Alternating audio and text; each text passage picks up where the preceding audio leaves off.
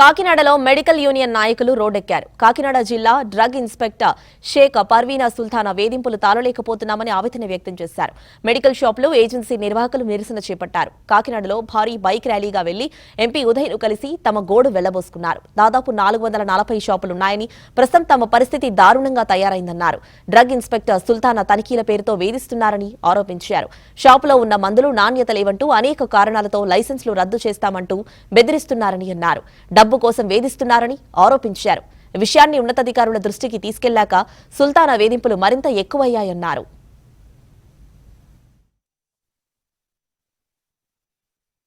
కాకినాడ జిల్లా చాలా ప్రశాంత నగరం. ఇటువంటి ప్రశాంత నగరంలో మా యొక్క దాదాపు 450 మంది మేమంతా ఒక మంచి నిబద్ధతతో ఒక అసోసియేషన్ ఫామ్ అయ్యి మంచి సర్వీసెస్ని ప్రొవైడ్ చేస్తున్నాం.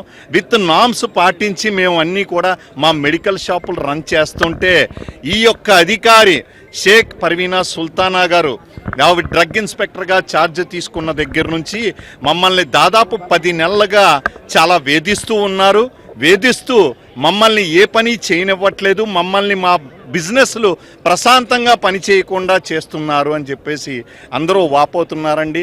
మనకి న్యాయం జరిగేంత వరకు కూడా మేము పోరాటం ఆగదని చెప్పడం జరిగిందండి. సత్వరంగా మేమేం చేశామంటే మా యొక్క నాయకుల ఆదేశాల మేరకు ఇమీడియట్లీ దీన్ని మన తంగెల్ ఉదయ్ శ్రీనివాస్ గారి మన ఎంపీ గారి దృష్టికి తీసుకువెళ్ళామండి. ఆయన ఇమీడియట్లీ ఏమన్నారంటే సత్వరమే పరిష్కారం చూద్దాం.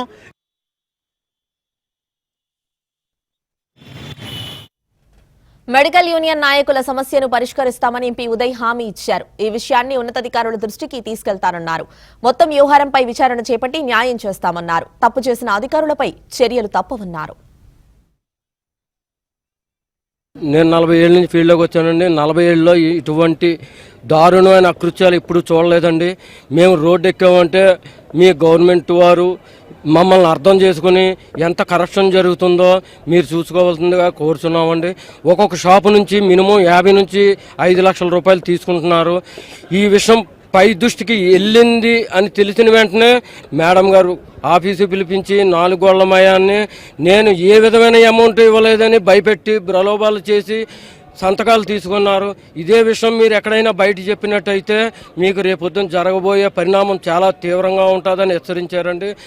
తక్షణమే సార్ దీని మీద చర్యలు తీసుకుని మా మెంబర్స్ లాస్ అయిపోయిన వాళ్ళు అందరి దగ్గర ఎవరి దగ్గర తీసుకున్నారో ఆ డబ్బులు ఇప్పించి ఈ అధికారిని ఇక్కడి నుంచి పంపించి ఈ ప్లేస్లో కొత్త అధికారిని, కరప్షన్ లేని అధికారిని ఇప్పించవలసిందిగా మన తంగెల్ ఉదయ్ భాస్కర్ గారిని కోరుచున్నాము.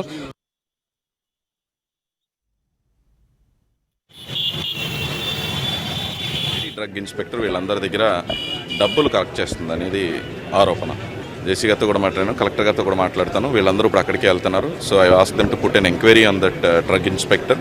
సో ఇలాంటి కరప్టెడ్ ఆఫీసర్స్ అంటే కరప్షన్ అనేది ఏదో మామూలుగా అలా ఎలా ఉంది అనేది కాకుండా మొత్తం ఊర్లో ఉన్న వాళ్ళు అందరూ కూడా ఇబ్బంది పెట్టేలాగా ఉండే ఆఫీసర్ని అయితే compulsory we have to take immediate action. ఎవరు కరప్షన్ తీసుకున్నా వాళ్ళు they have to get the punishment.